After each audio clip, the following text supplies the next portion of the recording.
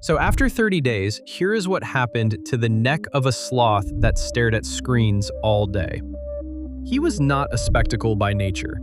In the treetop village where he lived, most sloths moved with a rhythm tuned to leaves, sunlight, and the slow sway of branches. But there was one who liked to stare. It began, as many odd habits do, with curiosity. A fallen tablet left by a passing human glinted in the undergrowth.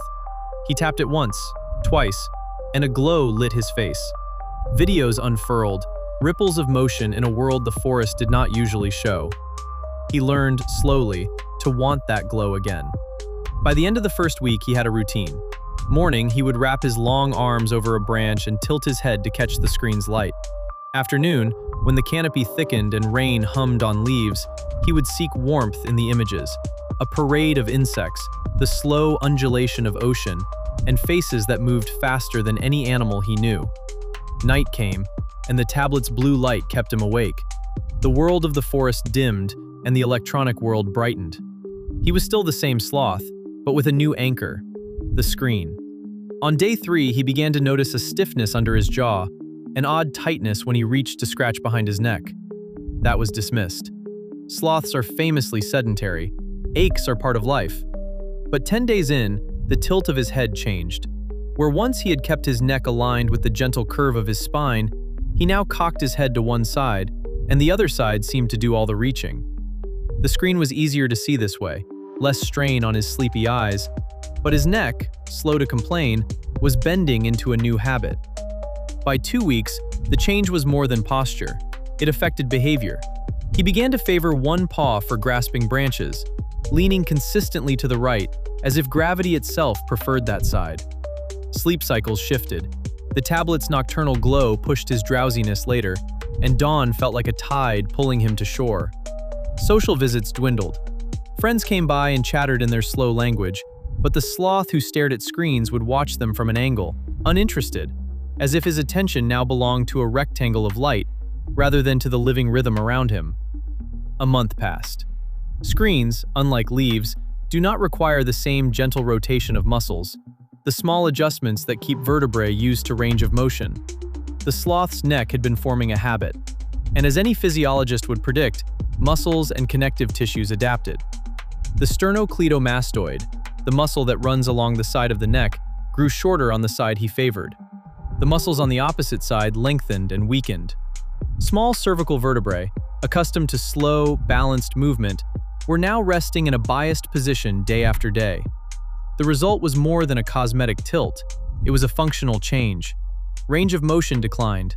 Turning his head to watch a branch swing took more effort.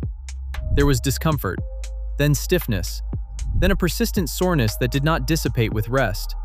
The sloth's body told a story that his slow mind eventually read. One evening, a rainstorm knocked the tablet from his hands. For the first time since he had found it, the glow vanished. The silence of the forest was sudden and loud. He sat, still, and became aware of the weight in his neck. He tried to look up, an effort. Muscles crimped. He felt the rawness of immobility, the accumulation of 30 days of small decisions.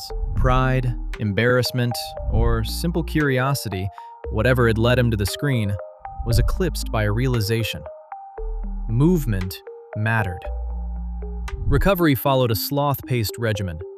He began to rotate his neck deliberately, a little each day, reaching for branches on both sides, letting his head drift with the wind.